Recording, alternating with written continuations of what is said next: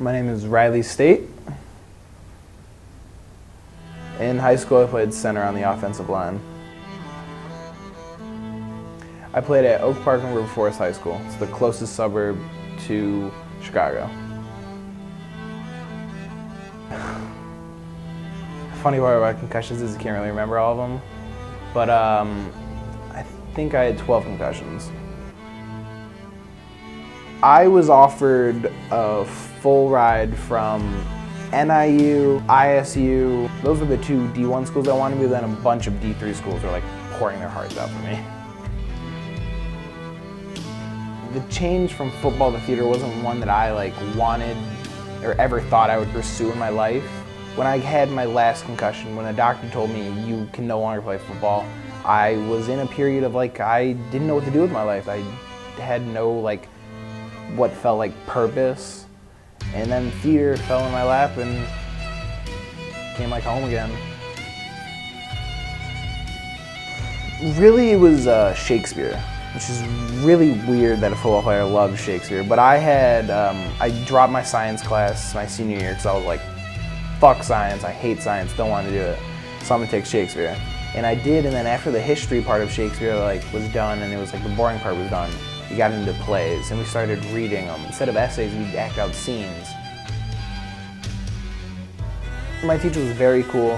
He was a very chill dude. He was like, I know Shakespeare's boring, make this fun. Make Shakespeare for you guys, not for old people. We were always pushed to be more artistic with the scenes that we would do.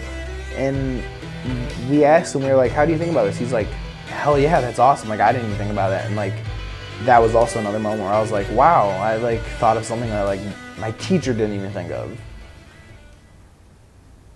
And I remember this one scene, it was me and this other kid, and we changed the whole scene. We did it into a business style, and that it turned in from this, the original scene was two guys yelling at each other and fighting, and one guy just ignoring the other.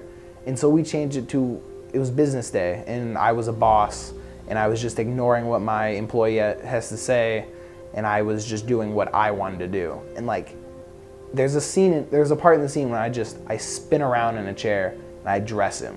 And when I spun around and I said my line in the middle of a class, I was just holy shit, this is awesome. I don't think acting would ever take over my love for film, because they're loves, and I love both of them. And I love football, but they're very different loves. I love making films. I love just sitting at a computer and just editing for hours and hours.